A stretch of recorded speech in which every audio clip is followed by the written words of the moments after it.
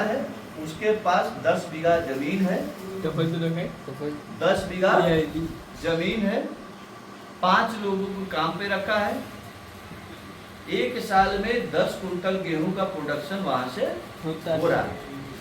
5 लोगों को रखा है और मजे की बात है वो पांचों के पांचों एक ही घर के। क्या सुना, बहुत इंटरेस्टिंग कहानी है। डिस्गाइज अनएम्प्लॉयमेंट, छिपी हुई बेरोजगारी को हिंदी में कहते हैं। ओके। हुआ यूं कि 5 लोगों में कौन कौन है वो देख लो।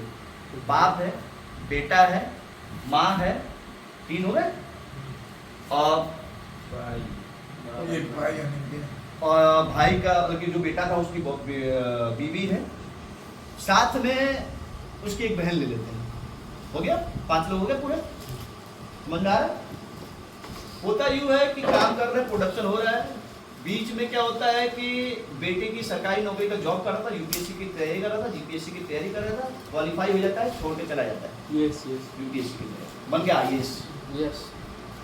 जो बहू है वो भी कहीं टीचर की जॉब के लिए तैयारी कर रही थी, प्रिपेयर कर रही थी, उसकी भी एग्जाम क्वालिफाई होती है, वो भी टीचर बन जाती है, वो भी सरकारी गवर्नमेंट जॉब पा लेती है, वो भी निकल जाती है। अब बेटी बची, बेटी को भी कहीं लगा देते हैं नौकरी है। बेटी जो थी वो भी मेडिकल की जॉब, मेडिकल में जॉब करती थी, मतलब कि मेडिकल जॉब का वो एंट्रेंस एग्जाम दे रही थी, उसकी भी एग्जाम क्वालिफाई हो जाती है, वो भी अपना एग्जाम क्वालिफाई करने के बाद निकल जाती है, उसका भी जॉब लग जाता है। अब कौन बचे बेटा? बाप बेटा नहीं जाएंगे, कहाँ जाएंगे, बुजुर्ग हो गए। अब बाप बेटे मतलब कि सॉरी माँ बाप जो बचे, बुजुर्ग बचे दंपति, वो अपना काम कर रहे हैं। मजे की बात बताऊं, वो भी 1 साल दबा के काम करते हैं। साल काम करने के बाद भी प्रोडक्शन उस खेत से उतना ही होता है जितना वो 5 मिल के कर रहे हैं।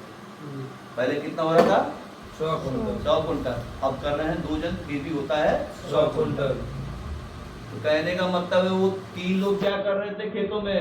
0 प्रोडक्टिविटी। हाँ, इसका मतलब उनका कोई प्रोडक्शन ही नहीं था। इस प्रकार की बेरोजगारी को डिस्गाइज अनएम्प्लॉयमेंट कहते हैं। जा तो रहे थे खेत पे काम करने, बट कुछ कर नहीं रहे थे। बेटा बैठ के चुटकुले सुना रहा होगा,